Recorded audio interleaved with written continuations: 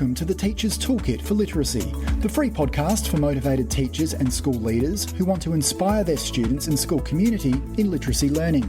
Make sure you subscribe to the show on your favourite podcast player, and for more amazing literacy resources, check out the show notes provided with every episode. Hi, I'm Sharon, and I'm the host of a Teacher's Toolkit for Literacy. In every Toolkit episode, we bring you specific resources, tools, strategies, tips, techniques to help you in your job as a teacher of literacy. Firstly, we acknowledge and pay our respects to the Kaurna people, the traditional custodians whose ancestral lands we gather on. We acknowledge the deep feelings of attachment and relationship of the Kaurna people to country, and we respect and value their past, present, and ongoing connection to the land and cultural beliefs. Welcome newcomers to the Facebook group, to the podcasts, and our Teachific resources. We always love hearing the diverse reasons why teachers across the world are joining, and there's always so much deep and creative literacy work going on in schools. Some of the recent comments we'd just love to share are some from leaders and teachers. So from a leader, support in setting up a literacy program for our school for years 9 and 10. From another leader, share and become aware of contemporary literacy ideas. And another leader, practical ideas. And then from some teachers, this one was pretty powerful, and, we acknowledge the deep thinking and feeling that went into this comment. I have been inspired to continue teaching by listening to the podcast, and am just looking for another way to connect with experts and other teachers. Thank you for helping to reignite my passion for teaching. We thank you for being part of the profession and for being part of this group of motivated teachers who join here and meet not necessarily through online space, but through, I think, just the everyday work that we are doing in classrooms. Now, before we go into this episode, welcome to Phil. Thanks, Sharon, and it's great for all of us to be part of this group. I think it's a wonderful thing to be a part of. Yes, yeah, because I think we can really testify to, we've had opportunities, even without technology, to have some pretty powerful mentors around us and groups of teachers that we have chatted with regularly along our teaching journey. And even with each other, we do a lot of that. And it was really encouraging to that comment from that teacher saying, it's really ignited their passion for teaching again. Which yes. I thought was fantastic. Yeah. And, and I think that's an important thing that, we all want to, together within our profession, be the real support and encouragement of each other, because we are, so many of us, like we go into those classrooms every day wanting to do our best. Yep. And our podcast is all about developing us as professionals, where we make the choices in our classroom to improve and make things better. Yeah, so. Yeah. And feel, I also hope, and to feel validated. Yeah. We often feel that media reports or different narratives that are out there sometimes make us feel vulnerable as teachers, about the work that we're doing all the time. And so, yes, this is about the profession. Yeah. This is, yeah. Just know that we're with you. That's right. Yeah. And one of those things today is about how, as a teacher, through developing a really powerful instructional strategy, Sharon. Yes. So today, this podcast we have called Read Alouds, a critical instructional strategy. Now, just before we go anywhere, let's just define Read Aloud. Okay, yeah. Right.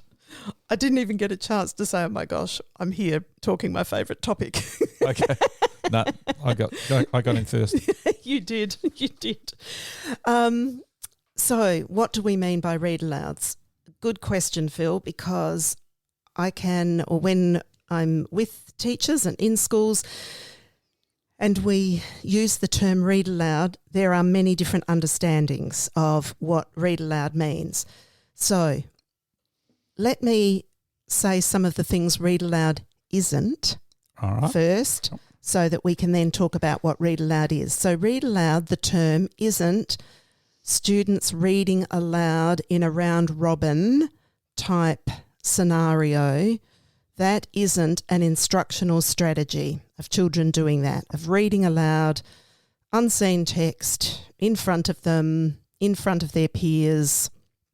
So it's not that. Reading aloud isn't everybody reading the same thing at the same time from the same book with their eyes necessarily on it, or for many children not. But reading aloud is the person doing the reading aloud is the fluent adult reader. And they are reading text that not every child has to see that text. So there's one copy of that text and it's usually a book and it's in the teacher's hands. And when we say fluent adult read, in this instance, we're going to say teacher as the fluent adult reading. So teacher fluently reading a book, and one that has been intentionally selected. So it's not a random pickup. It is, for it to be part of a critical instructional strategy, I've chosen that book for a reason. I've got that text for a reason, and 9 times out of 10, it's an ongoing piece. It isn't just I've picked it up once, I've read something, and it's gone forever. So the read aloud can then only have that really powerful effect, which we're after as an instructional strategy, where by having, those elements of reading aloud in place, that we can, 4 things: support students' development as readers and writers, foster their love of reading, improve reading skills and abilities, and an important one that we're going to put in there, that it even raises standardised test scores. Now, that isn't our major thing that we're driving down, but it's a strategy that enables that. So it's really giving an excellent model of the English language.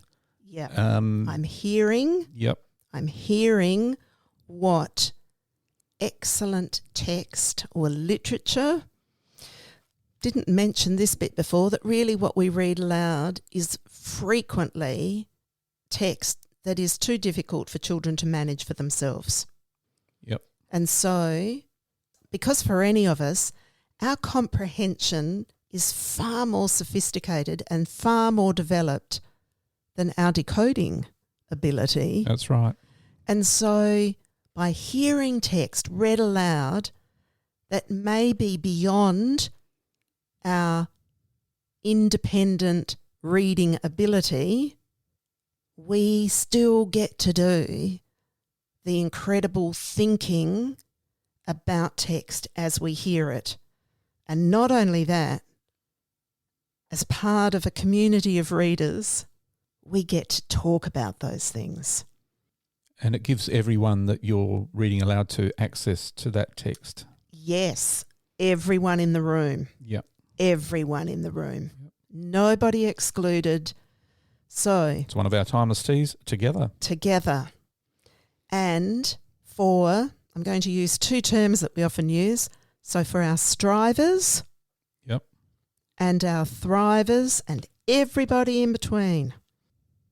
Actually, that's not even a great thing to say. Strivers and thrivers. Strivers, they are thriving. As they are striving, they are learning to thrive. I was going to say that all the students are striving and thriving. Yes, yep. Yes. Yep. And that's actually, I really don't like that I said that bit. And that's actually been a good thing to clarify here. Yep. And thank you for pulling me up on that, Phil, because you're right. Every one of us in our striving, it's in the striving that we are actually thriving. Because if we're not striving, How do we get to thrive?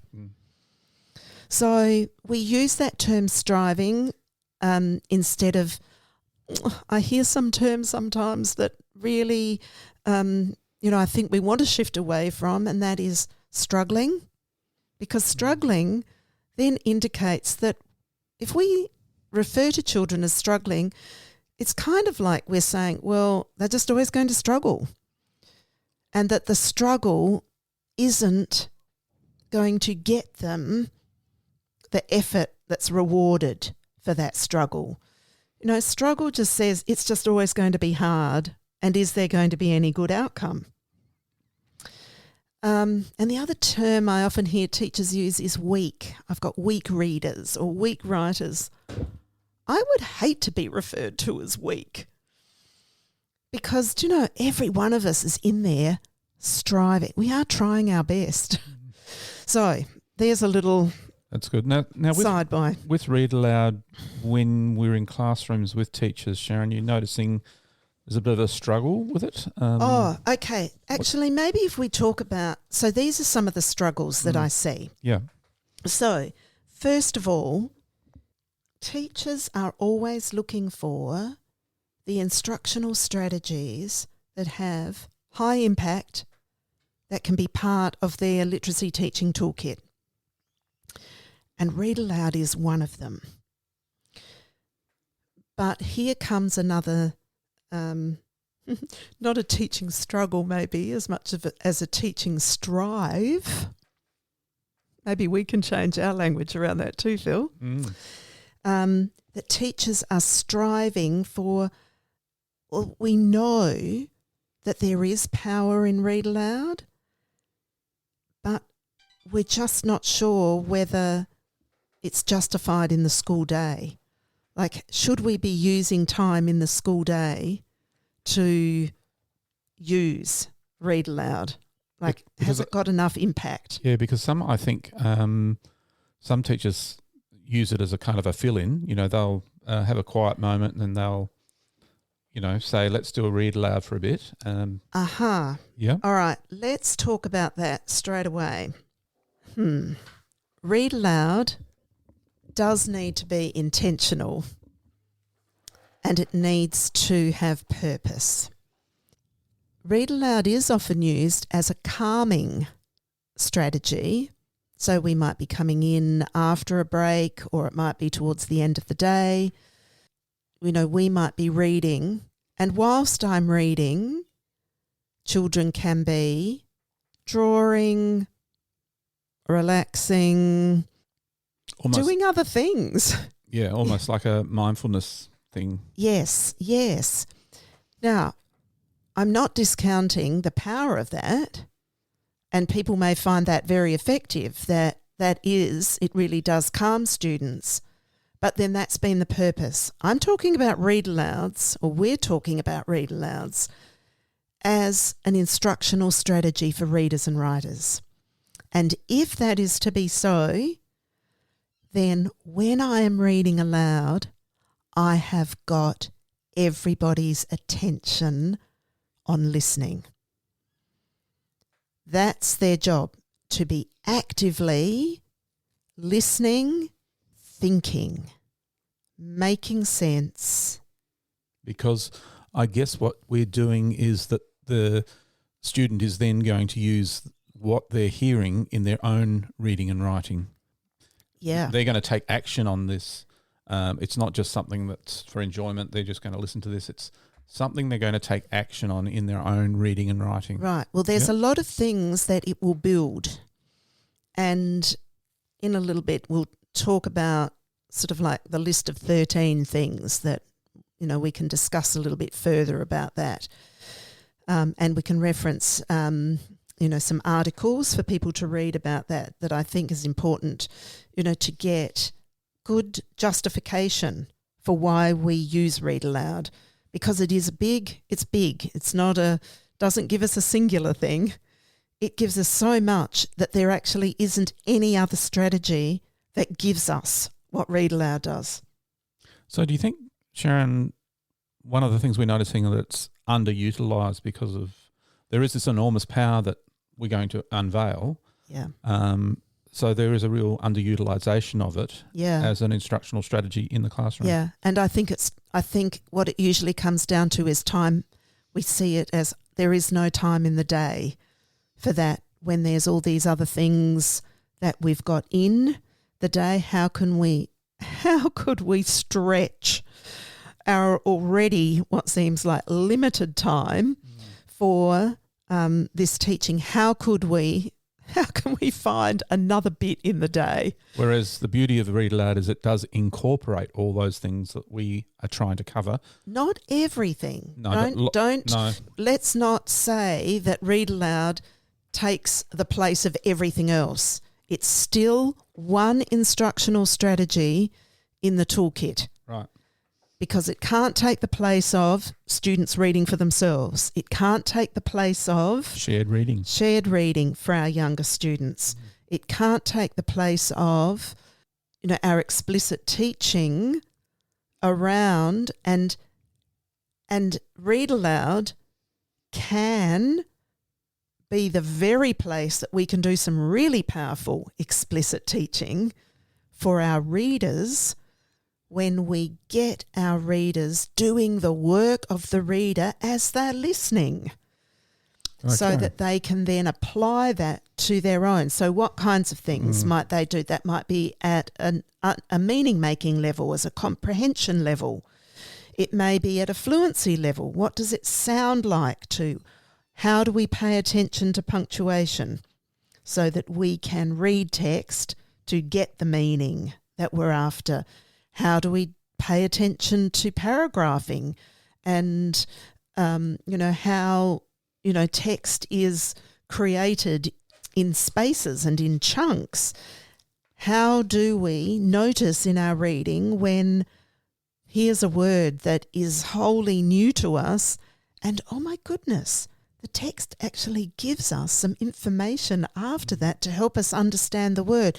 So the cueing in, one thing that we can't really do well is teach an explicit mini lesson without teaching an explicit reading strategy or lesson without using and reading aloud text for students to see how and hear how it works. And you're going to later on give a bit of an example of an actual read aloud, and that will be... if we get time. If we get time, yep. I would love to do that. Yep. Yeah. But in the meantime, shall we just go down to some of the really significant things that are, well, let's just say the advantages of Read Aloud, shall we? Yeah. So I was really thinking about, how do I synthesise information in a way that is also readily accessible to everyone as well? So there's actually an article that we will have the link to in the show notes. Yep. Now, you can Google Read Aloud and get a lot of evidence-based articles. Yep. So I'm not saying this is the only one available, and I'm always quite critical of which things I choose. I like it to come from a research-based publication, or I like it to come from a professional text for teachers that I know has gone through really rigorous research and brings to us as teachers what it is that we need to know about it. Yep. So, but weirdly, I'm kind of linking it to one article today, but that's to give a little synthesis here. But that's also because you've read a whole lot of others, and you've found this article probably encapsulates a lot of. Well, I'll tell you the one reason I've also chosen it is because it's talking about Read Aloud for older readers. Right. So, because I don't think anyone will dispute in any way that we haven't, as teachers, found time in our day to be reading aloud to our 5, 6, 7, 8-year-olds. Like, I think that happens just automatically and with no question. But past our 7, 8-year-olds, what about our 9, 10, 11, 12, 13, 14, 15, 16-year-olds? Yes, there is absolutely evidence about the power and the necessity of it to be part of our students' lives. I had a great deal of joy reading to year 7 and 8.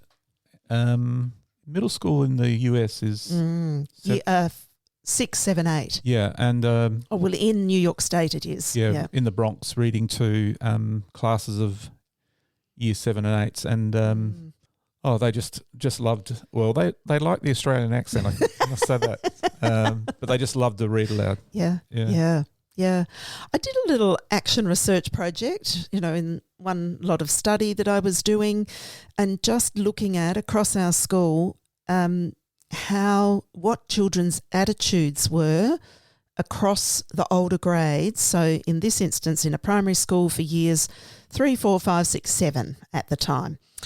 And so we were looking at what were students' attitudes to read aloud, like 100% positive. Students loved the whole idea, just engaged in it fully. Do you know, at this point, Phil, can I just tell, though, why I get so passionate about Read Aloud? Because without being read to, at school by my teachers right through primary school and into high school, I just don't know what my life would be like without them having done that. It just gave, they were clearly, at the time, I thought, oh, wow, I have got the most remarkable teachers in the world. But what they knew was how important it was as an instructional strategy. They knew it. And I'm talking about, a child so I'm being read to as a child through the 70s. Yep. So from being, 60s and into the 70s. And I can tell you, I remember the books that were read to me. And they are books that I don't think I would have read those books if my teachers hadn't read them to me. I didn't have access to them at home. Some of them weren't even in our school library, in our primary school library. Mm. And when I was 8 and our teacher had read The House at Pooh Corner to us, and I then had the opportunity, so we were going on a family holiday, and my father presented me with 2 colouring in books for the holiday. And I didn't know how I could say this without being ungrateful, but I did say, can I swap a colouring book for The House at Pooh Corner? Because I want that for myself. So books that teachers read to me, I wanted them. I wanted to be able to go back to that story whenever I wanted. So there was, I'm just going to say, it had a deep impact on me as a child to be read to. So, The Lion, the Witch and the Wardrobe, Alice in Wonderland, House at Pooh Corner, poetry being read to us every day, Charlotte's Web, The Secret Garden, Midnite, about the Australian bushranger by Randolph Stowe, February Dragon and Storm Boy, Colin Tearley, yep. Treasure Island. Yep. They were just primary school experiences. But I was off to school every day because I knew I was being read to. Wasn't the only reason I was going to school, but I can tell you it was a big one. So it really fired you up. Oh. And, but I must say, even in my own teaching, I didn't have that same experience as you, Sharon, but in my teaching I brought it in. And so what fired you, though, to do it? Because, and you were read to as a child. I was read to at home. Yeah.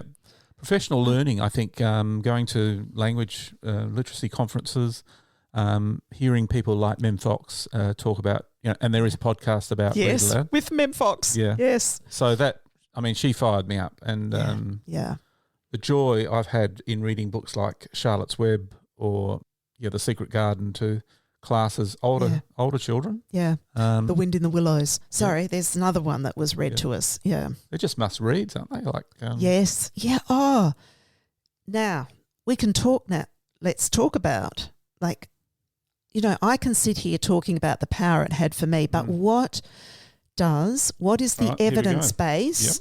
Yep. And so this is, I'm going to just run through the 13 things that the article that will be in the link in the show notes.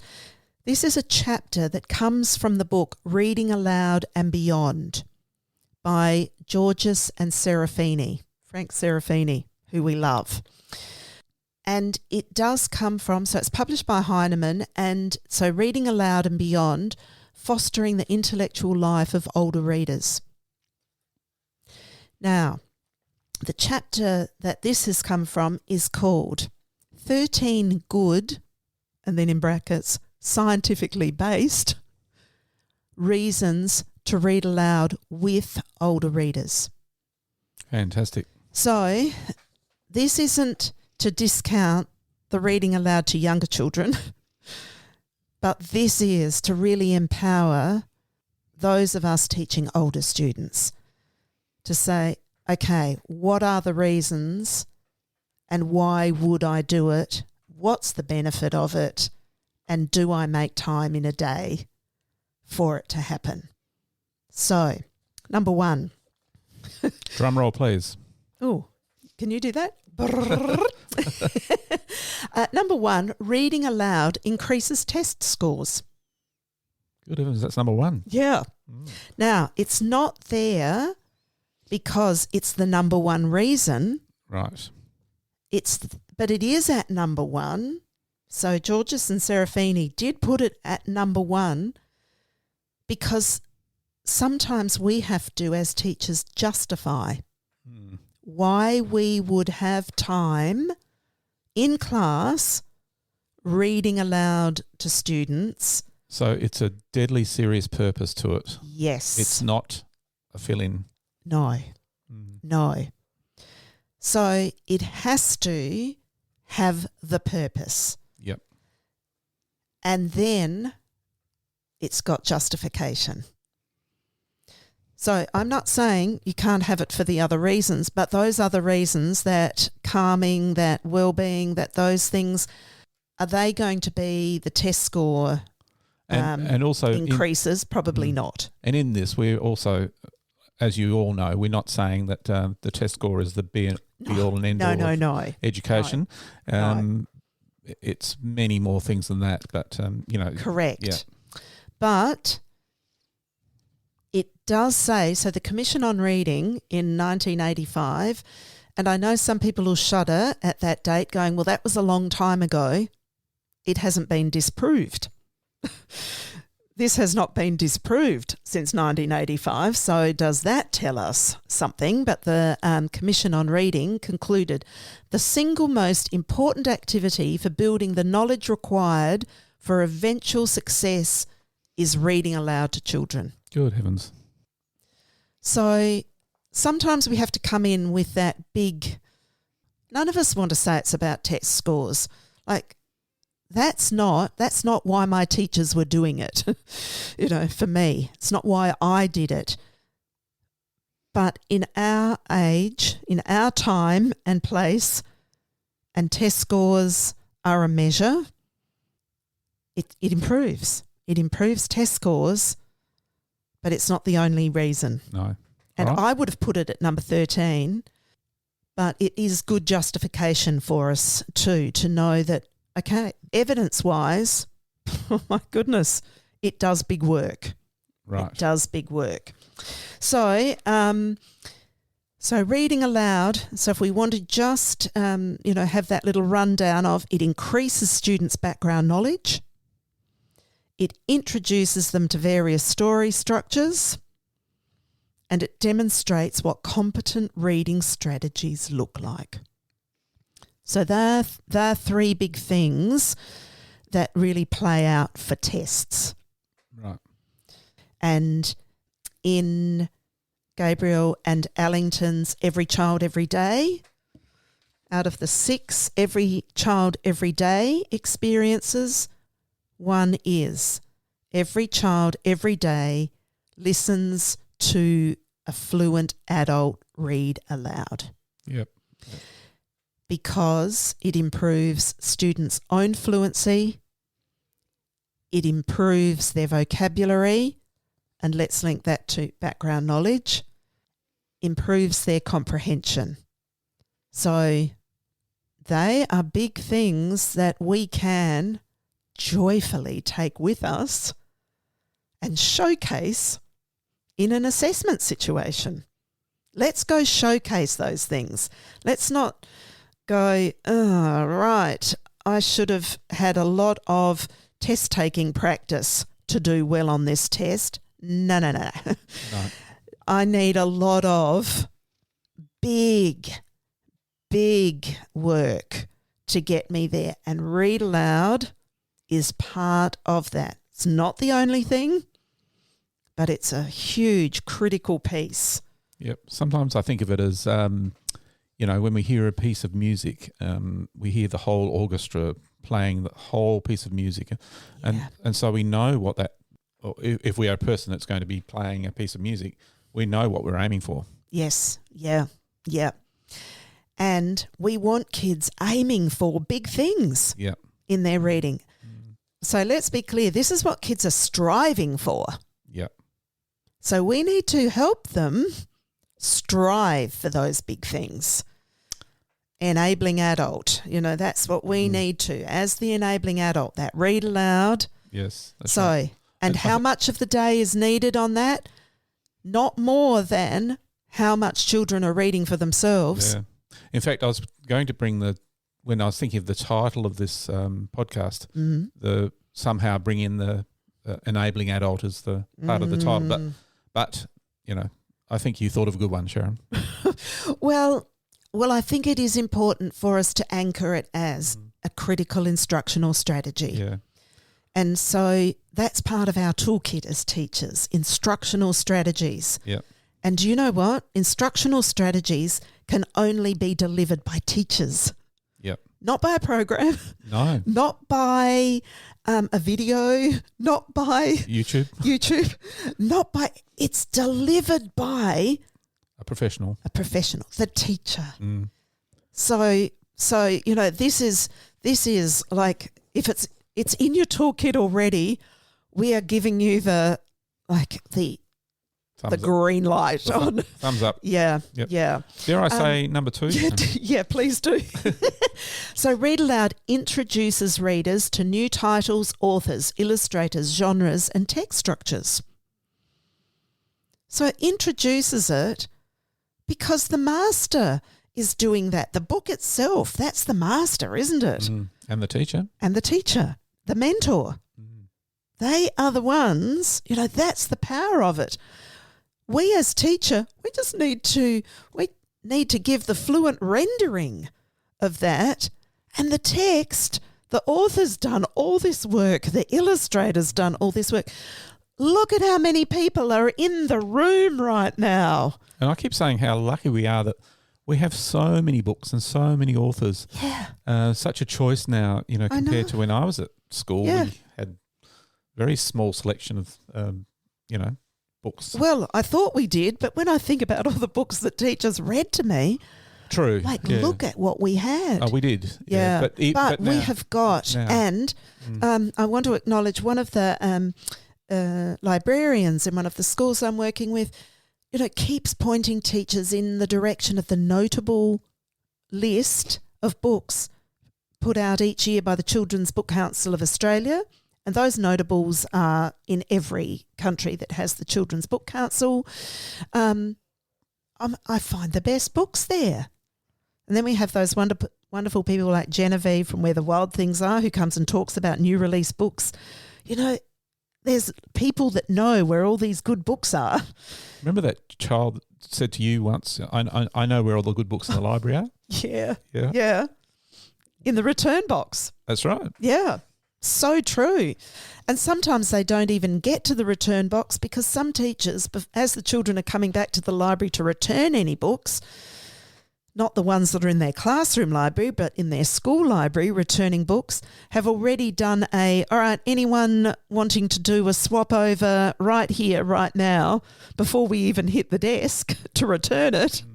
Because, yeah, I want that one next. You've just finished it. Fantastic. Love it. So, okay, so this introducing... So introducing them, it's like a marketing thing, isn't it? Yes, yeah.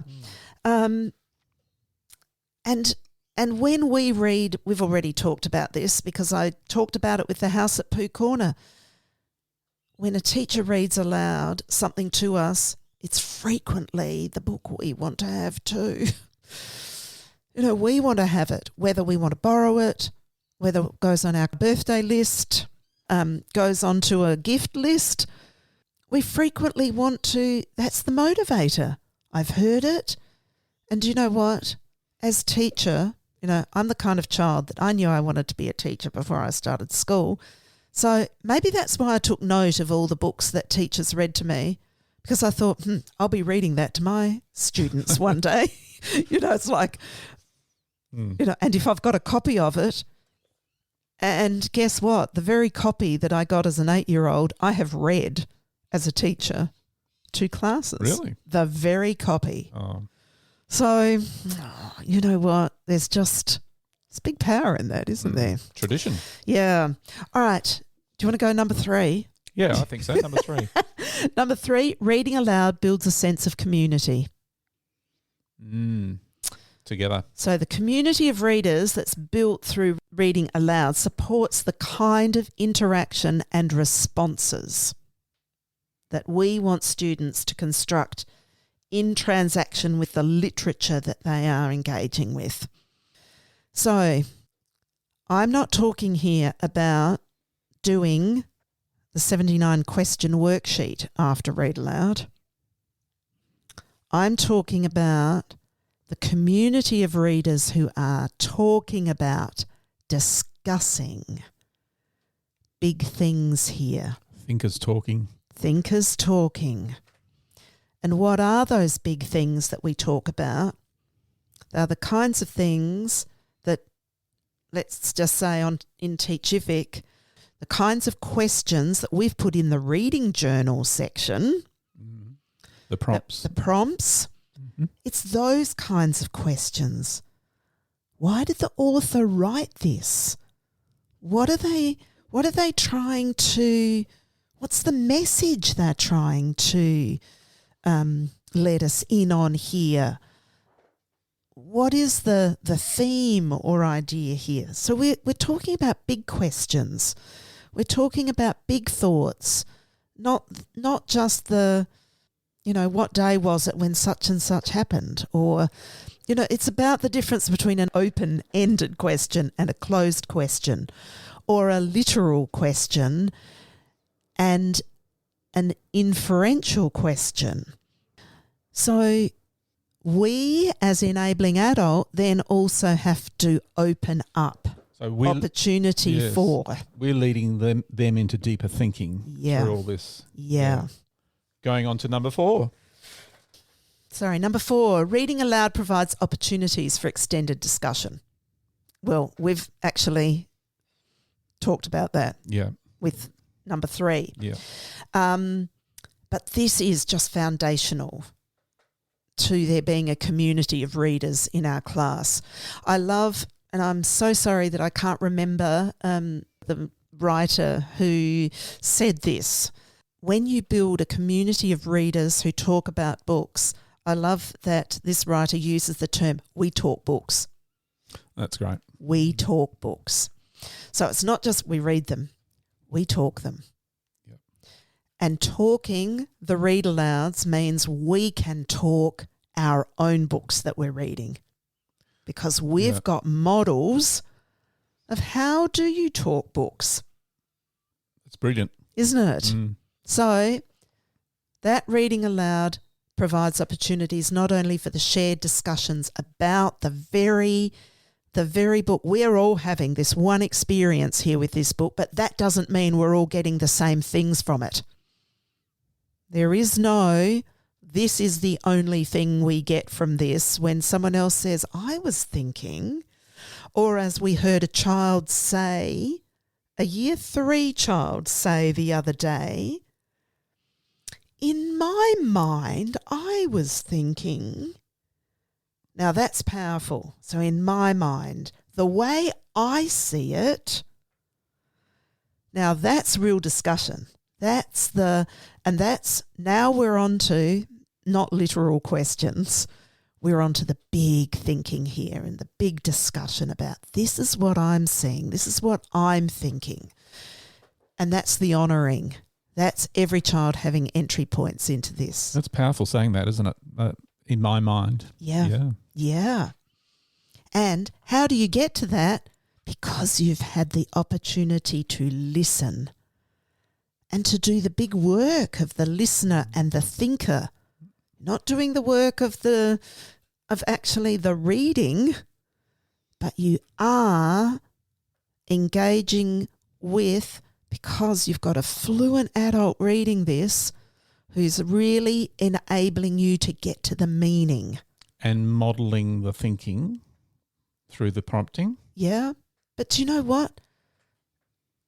It's not modelling the thinking as much as just opening with the prompts. You don't want to do, the teacher doesn't want to be doing all the, and so this is what I'm thinking, this is what it means. No, open that up first. What is it that we're thinking? What are you thinking? Because whose thinking do we want to honour here? Not mine, but everybody's thinking. And why are we thinking that? How did we get to that? Wow, hadn't even thought of that. And do you know what? That is the thing that I heard myself saying over and over and over again when I open things up. That thinking to children where they'd say, this is my thinking. I'm like, wow, I had not even thought of that. And that's what makes teaching so exciting, because we've got so many wonderful minds in our classroom that we're listening to. Yes. Not just our voice. Yes, absolutely. Number 5, I'm getting a bit of a nudge here. Oh. Is that our stage manager doing that? Or? Yeah. Number 5, reading aloud with older readers is pleasurable. Oh, well, it so is, isn't it? Yep. And doing it together. Especially an ongoing story. Sharon. Yeah. And look, I haven't even mentioned that today, but it is, chapter books are just so critical. Chapter books. Like you actually can't live without a read aloud on the go. By on the go, you mean happening each week? Each day. Each day, but over weeks? Over weeks. Yep. So read alouds. And if I think about that over the course of a year, wow, I want to have, oh my gosh, at a minimum, I want to have had, I'm going to say 6 chapter books I've read across the year. Definitely. Of different types. So maybe I've read like a ballad over time. I remember when we were teaching in 2 different schools and you were about a chapter ahead on a certain book than I was. And I think there were 2 children that knew each other. Yeah, they were cousins. And they knew we were on the same book. Yeah, because actually they were having really interesting conversations at family gatherings. About those books. About that book. Yep. Or about those books. Yep. And that, I remember, was year 4. Yep. Amazing.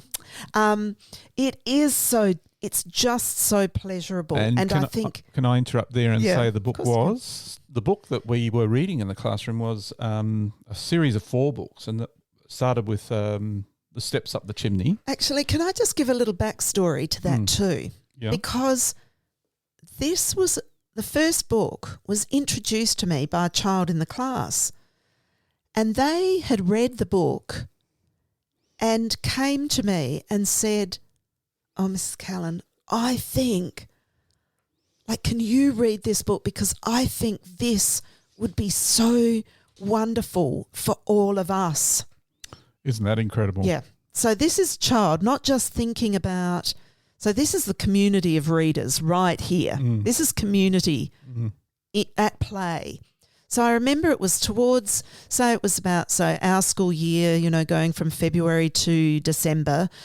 I remember it being about June because it meant that I had the school holidays to read the book. Because I'm not going to bring a book to my class and invest mine and their time in it if I haven't read it. I don't have to have read it like as if I have to know all the answers about this book. That's not why I'm reading it. But I do have to read it because I've got to lead thinking and engagement with this book. I've got to be committed to the sharing of this book and to elevate its purpose and enable discussion and what are we doing with this book? I don't have to have the answers to that, but I have to have a plan. I must say, though, I found it, I was so glad that you introduced it to me because I found it, and my class found it enthralling. Yes. It was a series, actually, of 4 books in a series called The Magician's House Quartet. And the first book was The Steps Up the Chimney. The second was The Door in the Tree. The third was The Tunnel Behind the Waterfall. And the fourth was The Bridge in the Clouds. Yeah. And that year we both read, this is the only year, actually it's not the only year I've done it because another year I did read all 4.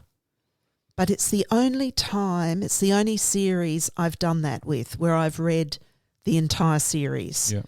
I've started with books like Rowan of Rin and haven't read the whole series, but what it's done, that's opened the door for children to go and read the whole series, the books that follow that. I must say the Rowan of Rin was another fantastic one. Yes, really. yeah, Emily Rodder, great Read Alouds.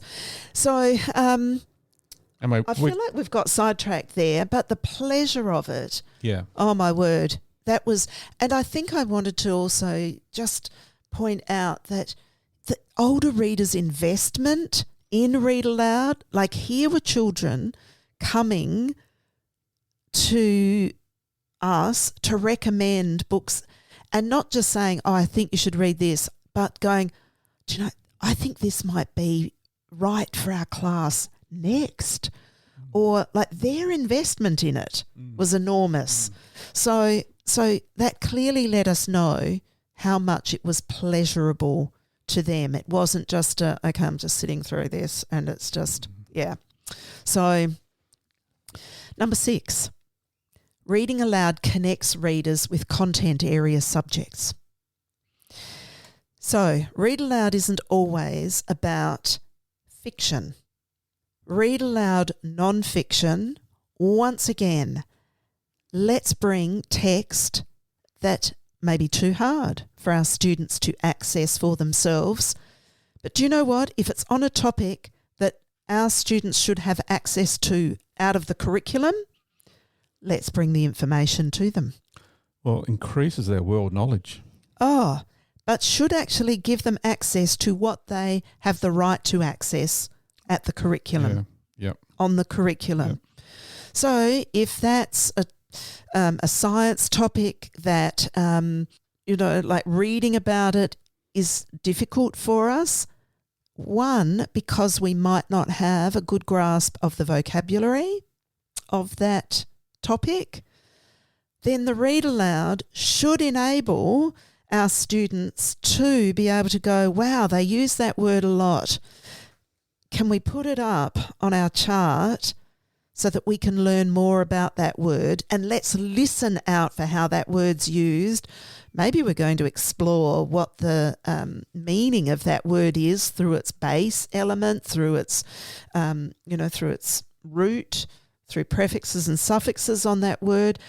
Or maybe the text that we're reading is actually giving us information about what that term means. Yeah, well, the writing down of a word when you're reading from a read aloud, I just find that such a powerful thing to chart that. Yes. Or a phrase, and we can go back to that. Yep. And when they're doing their own writing, they can use those words or those phrases and they've already heard them in a text. Yeah. And in the content areas, that's critical. Yeah. That's if somebody who is expert in the field is using particular vocabulary a lot, then that's the very vocabulary we should, as a growing expert in our understanding, should be using in our writing. And coming to an understanding of that, can you imagine if we're being read to, albeit frequently around those things, how much our knowledge is building around that? Yep. How much our knowledge is building of text and of vocab that might be difficult for us to read. Now, don't at any point here anybody say, oh, well, are you saying everything should be read? No, I'm not saying everything should be read aloud. This actually is a bridge to students being able to read more complex text themselves. Yes. Yeah. So, oh my gosh, sorry, everybody. I can hear my voice raising. Or getting higher. This is what happens when I get passionate about something. So we'll just calm you down. You calm. Take a breath, Sharon. Read to me. No. Yeah. Yes. All right. Keep going. But even within a book like I Own the Racecourse, which I loved reading to the students, it wasn't I don't know that book. It wasn't a non-fiction book. It was a story, but it was about a child with a disability. Uh-huh. Now, it's bringing in a theme or that other one, I can't remember the name. Boss of the Pool. Boss of the Pool. Yes. So they have particular themes in them. It might be... and let's face it, every book has a theme. Yeah. Why are fiction writers writing? Yep. To help us learn more about the world, ourselves and others. Yep.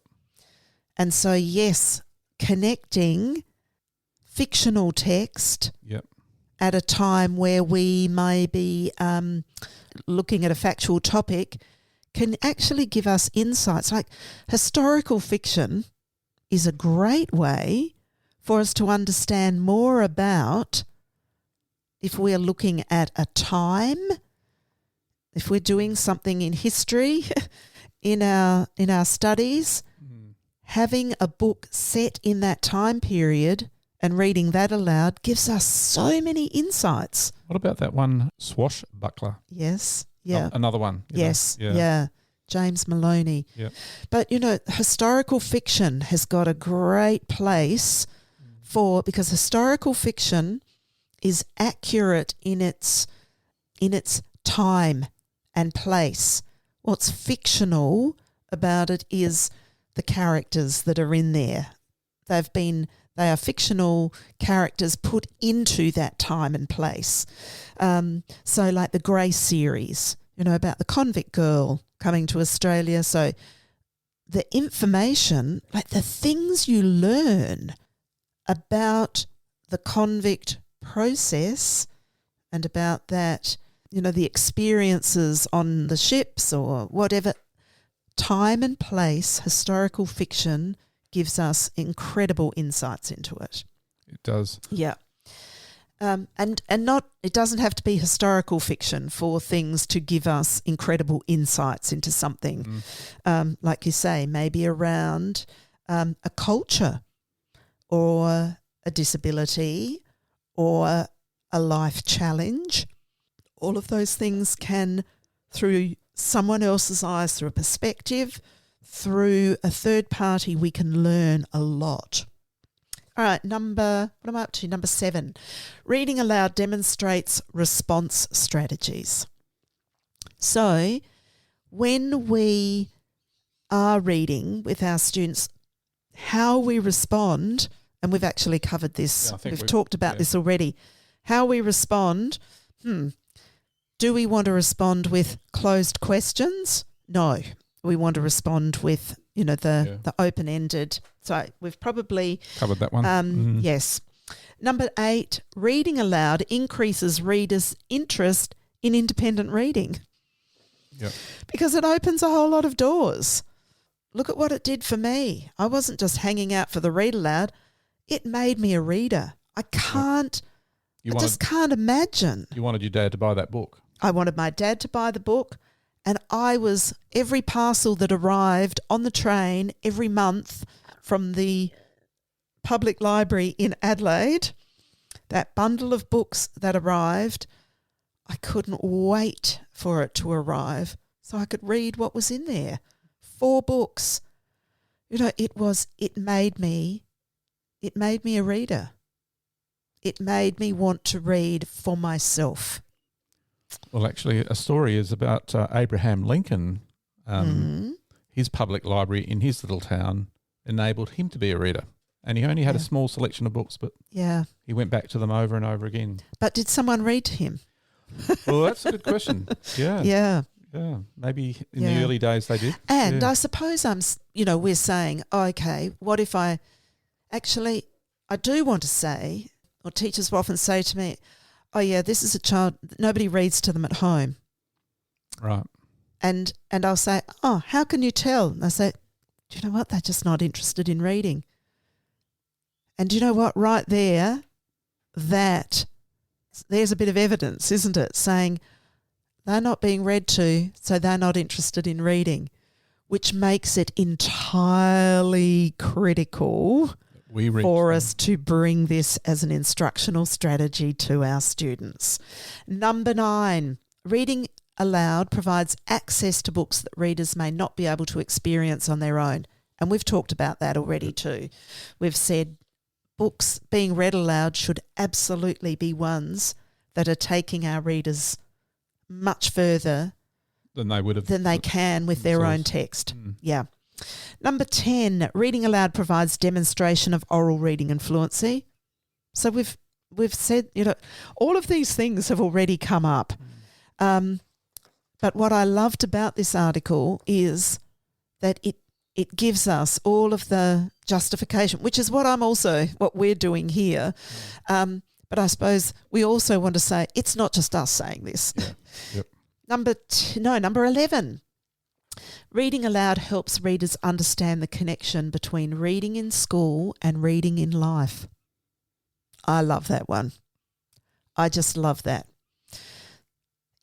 If our students think that at school reading, or that school reading, like what does that look like? If they say, well, that looks like I read a card of information and then I answer questions about it. Or it looks like we'll read, I read in a group and we all read a little bit out and then we answer questions about it. Or if I say I can't find anything that interests me to read at school, so I hardly read. Or they say I'm just not a good reader and I hate reading. Then that's constructed what they see as school reading. And so then what would they say then about life reading? Well, from a home where they were given great experiences with home reading, it would be different to a child who's not had really great experiences. So they're not getting it at school or at home. Yeah. So I think that's a really critical point, is thinking about what are we saying?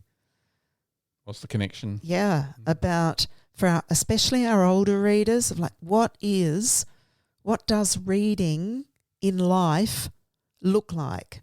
So this talking about books, that's actually what reading in life is about. Like we all want people to talk to about our books. And if it's generated at school and they don't have it at home, they can see what that life reading, the best example of that is. Yes, absolutely. Number 12, reading aloud provides demonstrations of quality writing. So, one of our favourite researchers, Frank Smith, said, "We learn from the company we keep." So, reading aloud should be providing demonstrations of quality writing. So we want to be picking intentionally writing that's going to grow our students as thinkers, building their knowledge, building their understanding of how to work through complex text and build vocabularies that are rich and incredible, and understand how idioms work and metaphors and similes and the impact of alliteration and figurative language. And we want them to experience that. So ultimately they can then use that to further themselves with their own independent reading, but also as writers, they can further themselves as writers. So Yeah. So it has huge impact. Yeah. Across the whole spectrum. But we have to be intentional about that. Yeah. So these 12 things don't just come because we pick up a book and read. No. These come because we've been intentional about it. And that's what I really value about this list. There is one more, but this is what I value about this list, is that it lets us know what we need to be intentional about. Fantastic. Number 13, reading aloud supports readers' development. And we can say, how could that possibly be? We've talked about all these things. So, little list, it helps readers respond to literature. And if you've got any doubt of the importance of these and connection to the Australian curriculum, just go looking on the Australian curriculum and you're going to find all of these things. Right. So responding. Yeah. We've got response to literature as middle band there, that literature strand, we've got it there. Exposes readers to new titles and authors. It's there in the achievement descriptions or the level description that children should be engaged with and involved with and hear and view and read a really rich variety of titles and authors. It invites readers into the world of literature. We've got a literature strand on our curriculum. We want to get them into the world of literature. Let's read it aloud. Provides an opportunity to hear diverse interpretations. So on the curriculum, it talks about preferences and it talks about response to. So we've got different interpretations, you and I feel, about this part of the book. We should be hearing those. How did you get to that? What are you bringing to that got you there? What am I bringing to this that got me there? Wow. This is all about us engaging in our world and in our community. Share ideas with other students, expand their own interpretive skills, and it creates lifelong readers. Fantastic. That's amazing what it covers, really. Yep. And there is no substitute for Read Aloud. There isn't another instructional strategy that does as much or does this like this does. We almost need to give it a new title, Intentional Read Aloud or something, because... Well, do you know what? Then we'd be renaming everything in the world, quite honestly. Yeah. But what I think it is important for us is reading aloud or read aloud. I think let's empower ourselves. What do we mean by read aloud? And what is its power as an instructional strategy? And I think we need to share that with others as teachers. You as listeners, I know you will all know the power of Read Aloud.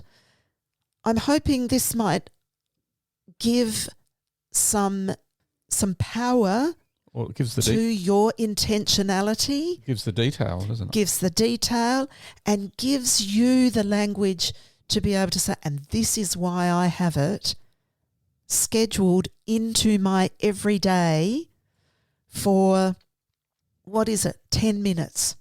So with that, Sharon, why don't we go on to a bit of an example of reading aloud? Have we got time? Yep. Yes? Beautiful. All right.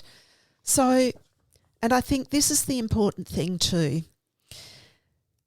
is that there's no questions at the end of this. We're not sending out, in the podcast notes, the 20 questions you have to answer about this.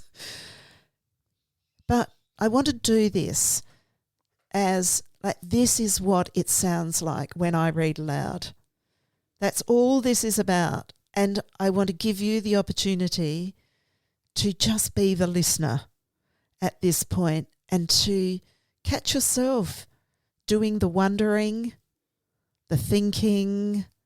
What questions do you have popping up in your mind as you go?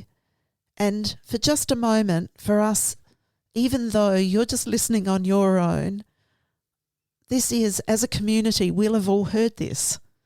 And it's a book, and I'm reading chapter 1 of a book that lots of you will know, The Miraculous Journey of Edward Tulane by Kate DiCamillo. I am just going to, before I read though, preface this with one thing, that the one thing you won't be able to experience here is you won't see me reading. And seeing me reading, when I'm doing it in class, I'm often gesturing.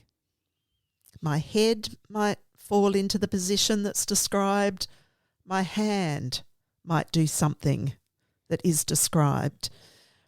So I just want you to know that I'm probably still doing the actions because that's what also helps me to read aloud.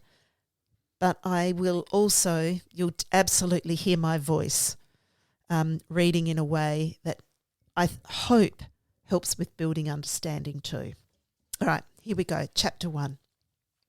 Once, in a house on Egypt Street, there lived a rabbit who was made almost entirely of china. He had china arms and china legs, china paws and a china head, a china torso and a china nose. His arms and legs were jointed and joined by wire so that his china elbows and china knees could be bent, giving him much freedom of movement.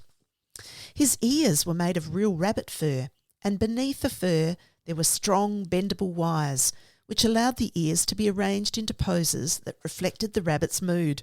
Jaunty, tired, full of ennui. His tail, too, was made of real rabbit fur and was fluffy and soft and well-shaped. The rabbit's name was Edward Tulane, and he was tall. He measured almost 3 feet from the tip of his ears to the tip of his feet. His eyes were painted a penetrating and intelligent blue. In all, Edward Tulane felt himself to be an exceptional specimen. Only his whiskers gave him pause. They were long and elegant, as they should be, but they were of uncertain origin. Edward felt quite strongly that they were not the whiskers of a rabbit. Whom the whiskers had belonged to initially, what unsavoury animal, was a question that Edward could not bear to consider for too long. And so he did not. He preferred, as a rule, not to think unpleasant thoughts. Edward's mistress was a 10-year-old, dark-haired girl named Aidan Tulane, who thought almost as highly of Edward as Edward thought of himself. Each morning after she dressed herself for school, Aidan dressed Edward. The china rabbit was in possession of an extraordinary wardrobe composed of handmade silk suits, custom shoes fashioned from the finest leather and designed specifically for his rabbit feet, and a wide array of hats equipped with holes so that they could easily fit over Edward's large and expressive ears. Each pair of well-cut pants had a small pocket for Edward's gold pocket watch. Aidan wound this watch for him each morning. "Now, Edward," she said to him after she was done winding the watch, "when the big hand is on the 12 and the little hand is on the 3, I will come home to you." She placed Edward on a chair in the dining room, and positioned the chair so that Edward was looking out the window and could see the path that led up to the Chew Lane front door. Aileen balanced the watch on his left leg. She kissed the tips of his ears, and then she left Edward and spent the day staring out at Egypt Street, listening to the tick of his watch and waiting. Of all the seasons of the year, the rabbit most preferred winter, for the sun set early then and the dining room windows became dark and Edward could see his own reflection in the glass. And what a reflection it was! What an elegant figure he cut! Edward never ceased to be amazed at his own fineness. In the evening, Edward sat at the dining room table with the other members of the Chew Lane family, Aileen, her mother and father, and Abileen's grandmother, who was called Pellegrina. True, Edward's ears barely cleared the tabletop, and true also, he spent the duration of the meal staring straight ahead at nothing but the bright and blinding white of the tablecloth. But he was there, a rabbit at the table. Abileen's parents found it charming that Aileen considered Edward real, and that she sometimes requested that a phrase or story be repeated because Edward had not heard it. Papa, Aileen would say, I'm afraid that Edward didn't catch that last bit. Abileen's father would then turn in the direction of Edward's ears and speak slowly, repeating what he had just said for the benefit of the china rabbit. Edward pretended, out of courtesy to Aileen, to listen, but in truth he was not very interested in what people had to say, and also he did not care for Abileen's parents and their condescending manner toward him. All adults, in fact, condescended to him. Only Abileen's grandmother spoke to him as Aileen did, as one equal to another. Pellegrina was very old. She had a large, sharp nose and bright, black eyes that shone like dark stars. It was Pellegrina who was responsible for Edward's existence. It was she who had commissioned his making, she who had ordered his silk suits and his pocket watch, his jaunty hats and his bendable ears, his fine leather shoes and his jointed arms and legs, all from a master craftsman in her native France. It was Pellegrina who had given him as a gift to Aileen on her 7th birthday. And it was Pellegrina who came each night to tuck Aileen into her bed and Edward into his. Will you tell us a story, Pellegrina? Aileen asked her grandmother each night. Not tonight, lady, said Pellegrina. When?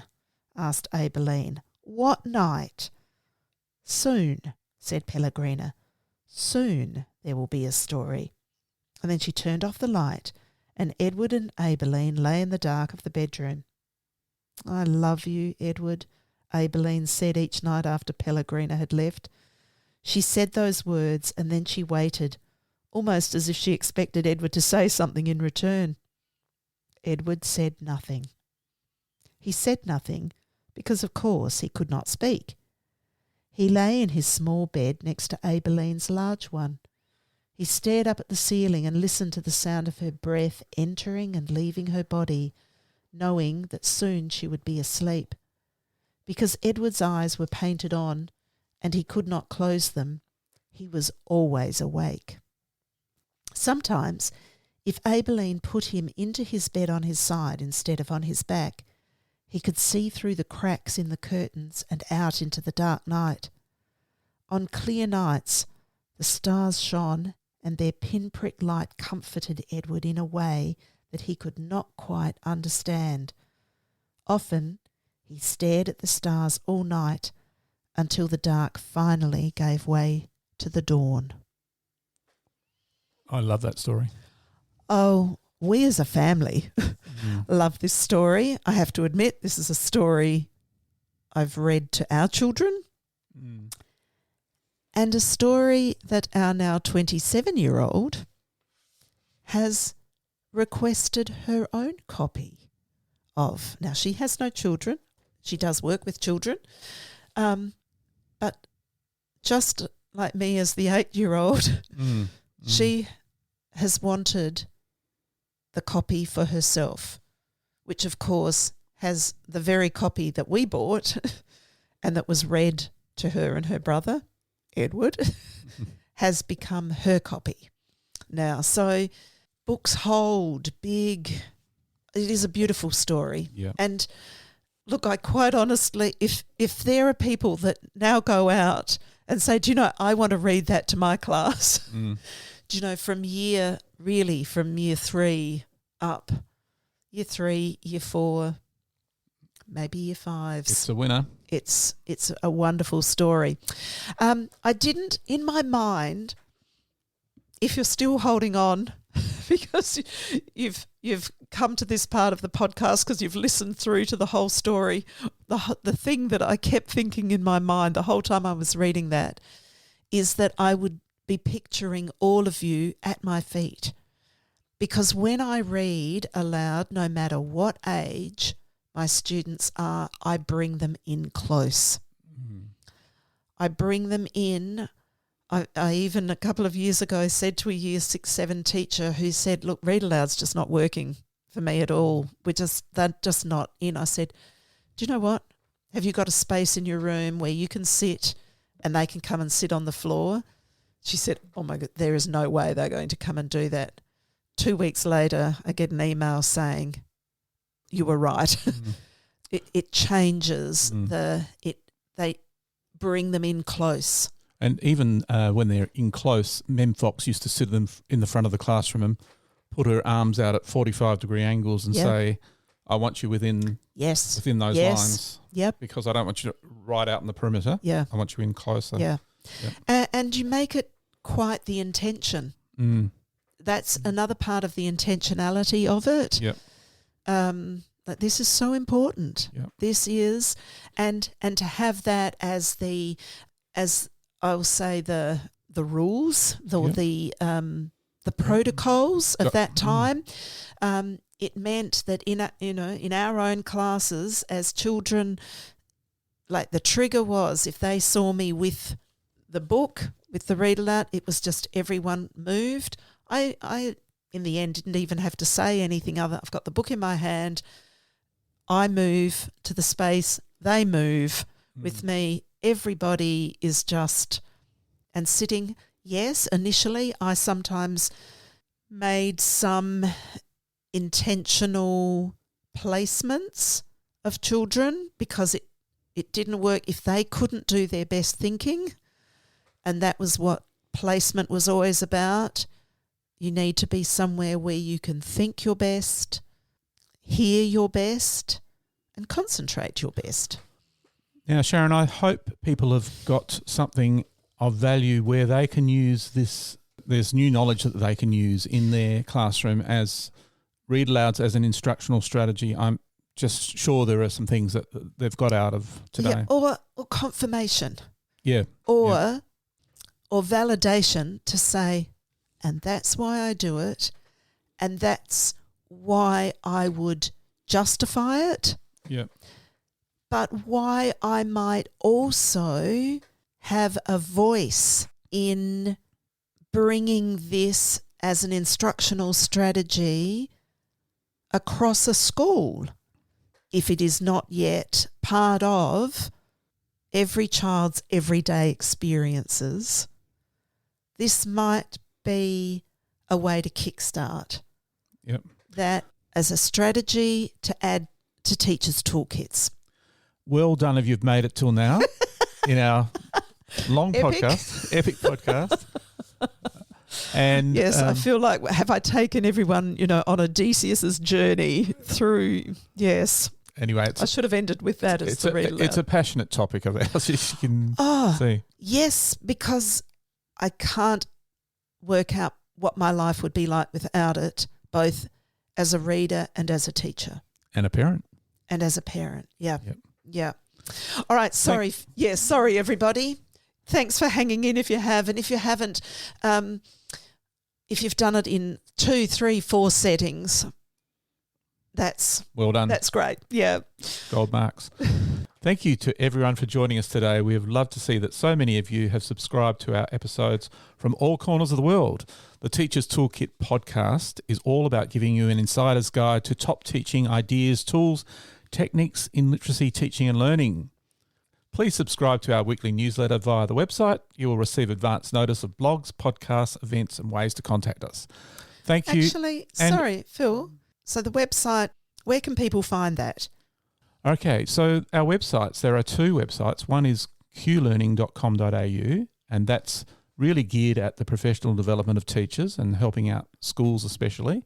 So if people are looking for newsletters, blogs, they'll all be... There's links to podcasts, blogs and all those things there. Yes. But the other website, which is teachific.com.au, is a website that's online resources. It's online resources and courses that people can access to develop themselves. Yep. But in both of those places, they will be able to find blogs, newsletters and links to podcasts and, are able to search podcasts, and because there's a little search tool to put in a keyword to find.